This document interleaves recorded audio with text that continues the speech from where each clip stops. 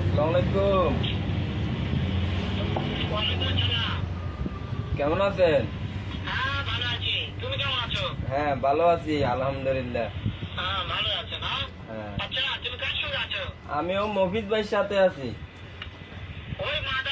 ওই কালাঞ্চের পোলা মাদার চোদ মাগির ভূত তুই মাগির ভূত তুই মাদার চোদ খানকের পোলা তুই মাদার চোদ তুই মাদার চোদ তুই মাদার চোদ তুই খানকের পোলা তুই খানকের পোলা ও শুনেন, সব শুনেন।